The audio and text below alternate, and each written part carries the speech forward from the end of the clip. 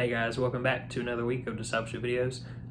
This could potentially be our last week of discipleship videos for the duration of our hiatus of not having rooted just because of social distancing and all that stuff. My plans for next week are in our announcements, so make sure that you check our newsletter and the announcements that are our newsletter, because we've got some changes that'll be happening next week, some changes that are happening even this week. Just the way that we have been doing things and versus the way that we're going to be doing some stuff going forward that's going to be just a little bit different. So make sure you check that out. Make sure parents, you're also reading your emails that Pastor Bill is sending everybody, just so we're all caught up and on the same page about everything that's going on. So with that, hope you guys had a good week so far, and I hope you guys are able to join us not only Sunday for our re-meeting, but also for next Wednesday for everything that we have planned for that. So let's go ahead and get started in our lesson for this week. I wanted to break a lot of this up because I have the entire series mapped out kind of on my dry erase board here in the office. And whenever it came time to come to this part of the story, I just felt like it would be best for us to break it up, and that's going to extend how long we're in this series, but I think it's worth it to be able to break down some of the things that are going on here, because I think there's a lot of really important takes, especially whenever we're looking at the overall theme of tonight's message, or this afternoon's message, whenever you're watching. So let's go ahead and jump in things real quick. We're going to be in John chapter 18, verses 28 all the way through 38. So John 18, 28 through 38. If you haven't already, go ahead and check that out real quick. Pause the video, read through it, and then come back and we'll get started, okay? Okay, welcome back. Okay, so let's dive into this. When I say there's a lot in this, I mean there's a lot in this. There's a lot of things to take in. There's a lot of different perspectives to go over. And I think that it's good that we've come to this specific point at this time. I've said that a bunch with this series, and I really think that God has laid this series out for us to be able to go through when we needed it most. I didn't know at the start of all this that this is where we would be, and this is what we would be talking about in the world and in our study as a group. But I think that it's going to be incredibly encouraging for each of us to be able to look at the way that the world's operating here, and also the way that our world is operating now. And a lot of that will deal with subjectivity, and it's kind of one of the main themes of this part of this story and the lesson for tonight. So whenever I talk about subjectivity, all I mean is that truth is subjective, is what a lot of people will teach. It's what the world will teach, is that truth is subjective. It's what I was taught in college. I was an English major for 4 or 5 years, a long time. But I was in a liberal arts degree program, and the big thing about liberal arts and all of that stuff is that it's exactly that, that you're taught a lot of very liberal principles. You're not forced to believe them, of course, but it is kind of the center focal point of a lot of what we're taught. And so this aspect of subjectivity came up almost always, because when you're looking at stories or authors or artists or anything like that, a piece of art or a piece of music or anything like that usually is based on the truth of the life of the artist. So for example, an artist who wrote or maybe painted a picture of something that came from a very hard lifestyle might be significantly different than art coming from, somebody who grew up, in like a higher or an upper class thing, or an echelon of society. Anyways, I say all that to say that one of the big things is when we look at subjectivity, it's usually the truth is subjective to the individual. And so that's the way that the world looks at things. And that's the way that whenever we're looking at the lesson tonight, that there's going to be subjective truths that appear to be very different for each group of people that are involved in this story. So let's start with the Sanhedrin. So with the Sanhedrin, they are the Pharisees that are, bringing Jesus to Pilate. They've already brought Jesus to Caiaphas, and now they've had their discussions over there, and now they're bringing him to Pilate, and Pilate is acting as the governor. And so Pilate's entire job is to judge people according to the law and then give them appropriated punishment based on the law and based on what laws they've broken, to decide whether or not they are worthy of the level of punishment that they get. So one of the interesting things that I think they talk about when we're looking at the Sanhedrin is their whole aspect of it. Mentioned, I think, in verse 28 about them not being able to enter into the governor's headquarters because of them wanting to take the Passover. So let's just kind of take that off for just a second.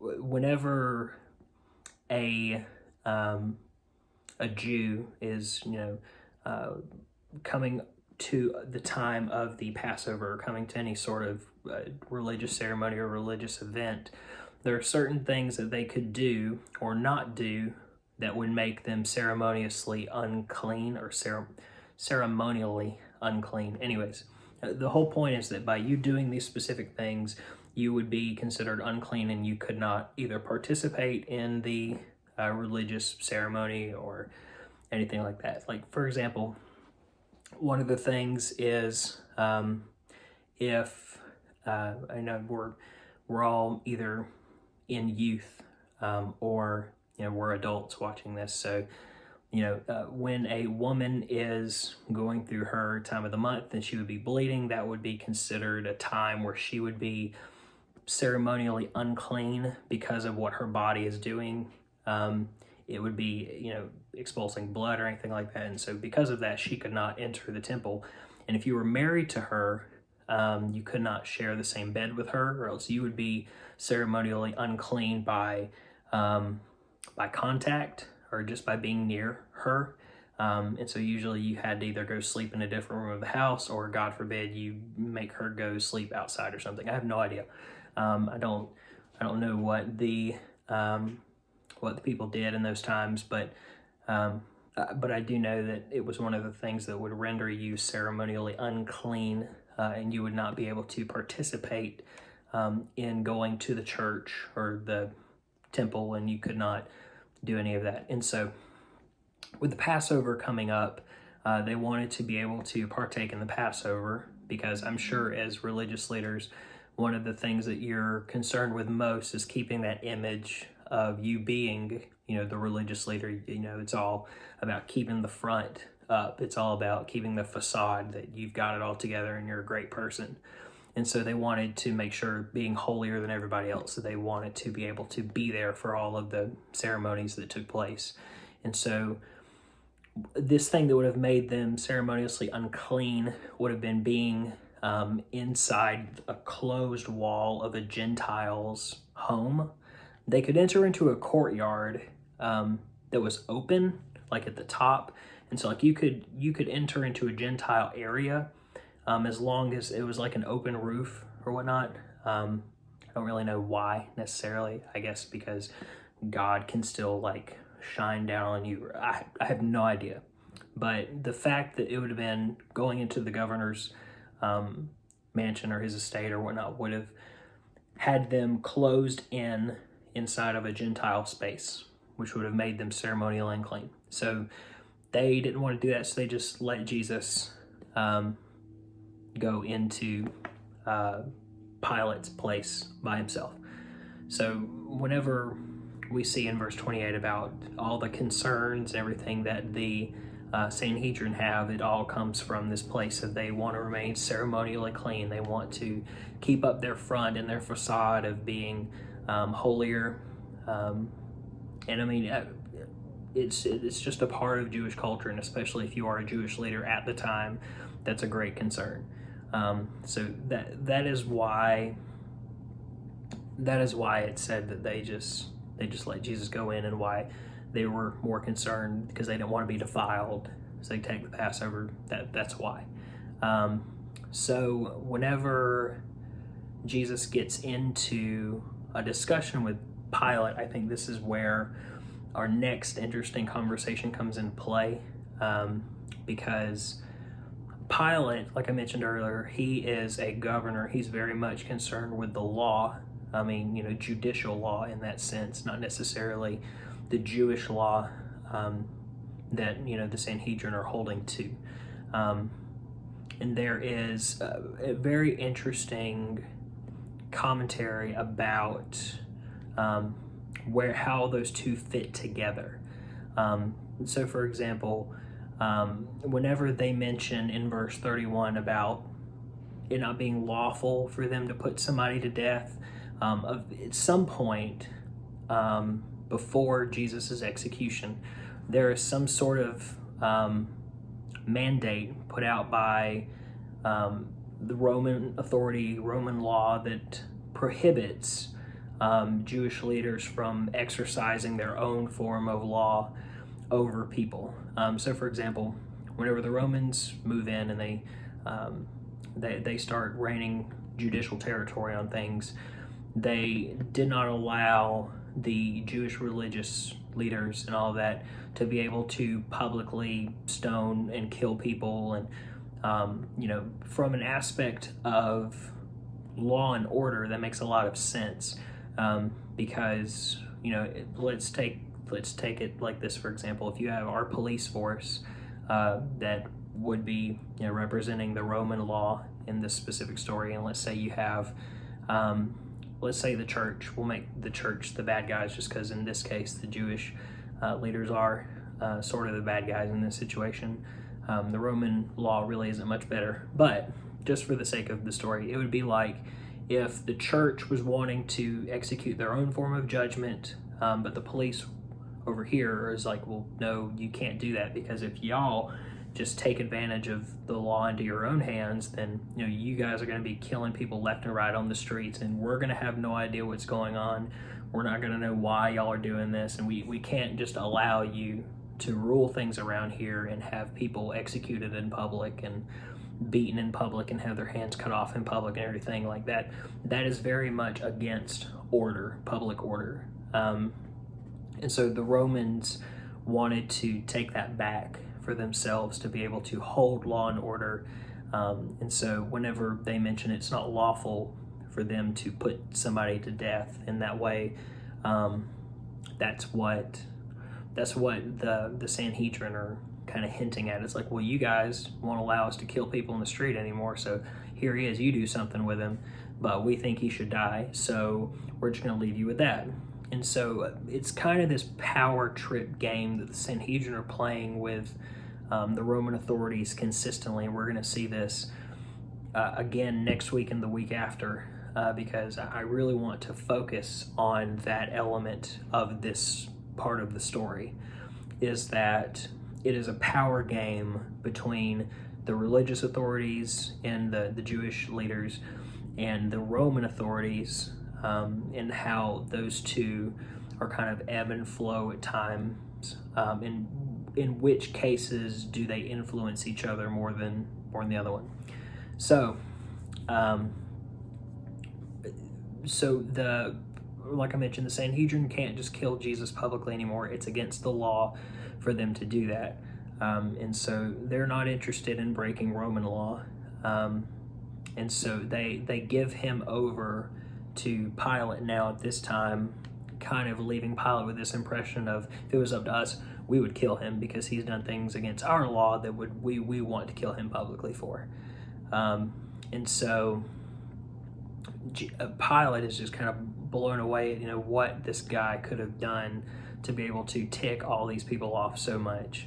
And so one of the questions that Pilate asks Jesus immediately is the whole conversation of, are you a king? Because whenever, from Pilate's perspective, his entire truth, his world is based in law and order. His world is based in where he fits in with the Roman government and with Caesar. And if Jesus is a legitimate king, then that holds a lot of political overtone that is probably going to eventually prove bad for Pilate if he goes undealt with. So, for example, if Jesus is a real political king, then that has some sort of opposition towards Caesar, in which case Pilate can, in that case, enact judgment upon Jesus, just in the sense of, a court of law or anything like that. Because if Jesus is a legitimate political king, then that is seen as a rival or an adversary to Caesar, in which case, great, well, now we can kill you according to the law because you are trying to usurp Caesar. But whenever Pilate asks him, are you this king? Are you a king? Because from Pilate's perspective, he's trying to immediately figure out, can I justly do something with you right now based on whether or not you claim to be a political ruler? And, Jesus, of course, doesn't confirm or really deny that he is the king of the Jews, because from Jesus' perspective, Jesus isn't wrong in saying and taking the approach that he does, because according to Pilate's definition of what a king is, Jesus is like, well, no, I'm not really that, because my kingdom isn't of this earth. I can't really be a king or be considered a king based on what y'all would say, or yes, you call me a king, but that doesn't really stack up to what I am. And so it's not that Jesus is dancing around the question. It really is not really a difficult question for Jesus to answer, but it's difficult to try and paint that picture in Pilate's mind. It's like apples to oranges in this situation, to where if Pilate asks if you're an apple or if you're a fruit or whatnot, and Jesus is like, well, yes, in the sense of that argument, it's like, yes, I am a fruit, but I'm not that type of fruit. I'm a different thing, but I am in the same family as that thing. And so in a way, I get why you're calling me that, but I'm not that. And so from Jesus' perspective, yes, he is the king of the Jews. He is the king of God's people. But he's not a king in the sense of he's not claiming to be an earthly king. And Jesus even says, if I were an earthly king, then my servants would have been fighting that I would not have been captured or taken. Because I don't know how many of you guys have ever played any type of game or anything like that has a king, but if you capture somebody else's king, you usually win. Like in chess, for example, that's the way that you win chess, is by taking the other player's king. Or I can think of old computer games, the Age of Empires games. If you captured the other person's king, that proved pretty well for you. You would usually win 9 times out of 10. So capturing kings is a very political approach to this. And so what Jesus is trying to imply is that if I was a king, an earthly king, then you would see all of my people trying to fight and defeat your people so they could get me back. In which case, obviously not, because the Jews, which is Jesus's people, have just given him to Pilate. So it'd be kind of like, at the start of the chess game, I just move everything and just, okay, here's my king, you can have it, actually.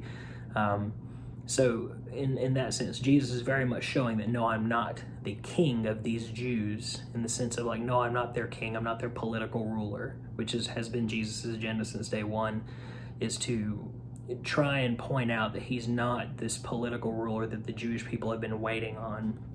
He's not their Messiah, in terms that he's not going to come and defeat all of their adversaries. He's not come to murder all of Rome and take over and give the Jewish people the rule and reign of all the territory back, which is what most of the Jewish people are waiting on. That is their picture of what their Messiah is, their Savior.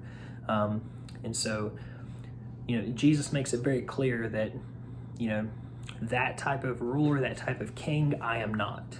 So, so whenever Pilate is trying to, he's trying to understand, and he's trying to figure out whether or not there's fault to be found in Jesus, and he asks him, so you are a king? Like, as in, to some extent, you are a king. And then, Jesus tells him that, you say that I'm a king. In other words, that you would be the one kind of putting that title on me there. Because Jesus by no means is coming to establish his own crown or his own throne necessarily, because his throne exists elsewhere. His throne is already in place at the right hand of God, and the throne of God itself. And so Jesus says, the last thing that I want to talk about before we leave is Jesus says that for this purpose I was born. And for this purpose, I have come into the world, and that is to bear witness to the truth. Everyone who is of the truth listens to my voice. And so this statement that Jesus makes is pointing back to John chapter 14, whenever Jesus says, I'm the way, the truth, and the life. Nobody comes to the Father except through me. That's the truth that Jesus is trying to point at, the fact that he is the way, and he is the only means by which people can get to God. That is the truth of which Jesus is saying that his whole purpose is to bear witness to the truth. His whole purpose is to prove to you that is true, to prove to you that what he claimed and what he said to that is what it is, and which is truth. And so it's not, Pilate responds with probably the most, what's the word I'm looking for here? Probably the most audacious statement, I guess. He says, what is truth?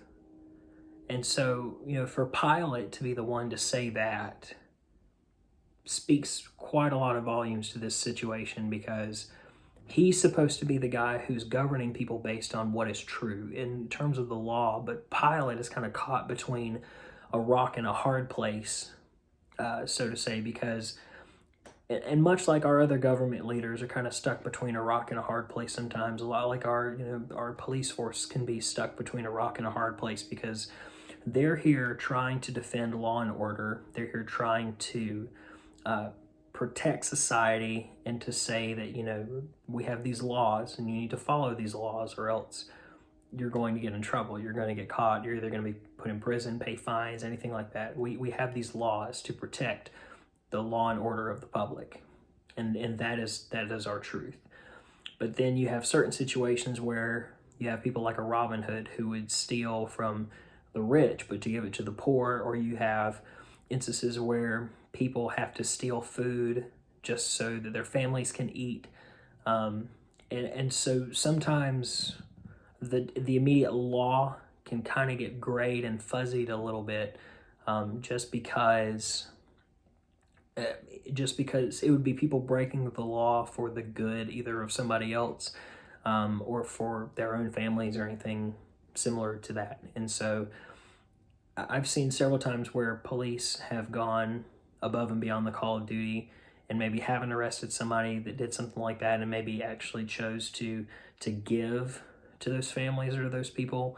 And so Pilate is kind of in a very similar situation where he's caught between a rock and a hard place. He's caught between trying to defend the truth and order of the Roman law, and also trying to appease all of these Jewish Sanhedrin religious leaders who would be maybe calling for him, his job, his head, anything like that, if he doesn't make verdicts that are exactly what they might want. And so he's trying to do the best he can to to condemn Jesus on a level that he understands, which is law and order. If he can get Jesus on that, then boom, Jesus is done, arrested, we do what we want with him. But he can't find any guilt in Jesus in those regards. And so whenever he asks Jesus, what is truth? In other words, Pilate's just kind of giving up, and he's like, well, I don't even know what to believe anymore. I don't know what truth is, because I see law and order. I see the truth that exists in, the Jewish leaders and their truth.